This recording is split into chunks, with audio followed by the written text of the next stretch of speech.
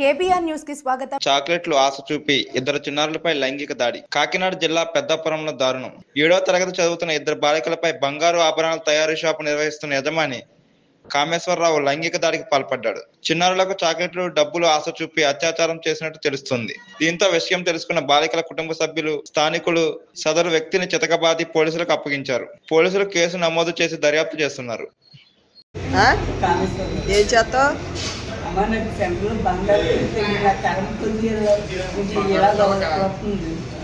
మరి నీకు కూతురుంది, మనవరాలు ఉంది, ఆ వయసులో నీకు పోయాకలవా? చెప్పింది ఆలోచించాలి, నా మాట ఎవరు ఆలోచించుకోలేదు. నేను దయసాక్షి నిజంగా చెప్తున్నాను, మీరు ఎవరు ఆలోచించలేదు.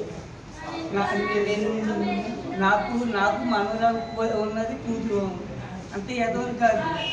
అంత ఫారం పోకేదని దేవతలు తిరిగిపోలేము. ఎవరైనా సెంటర్లో అడగండి, పోయి మీరు ఇలా ఏమైనా తిరుగుతారు, దేవత అడగండి.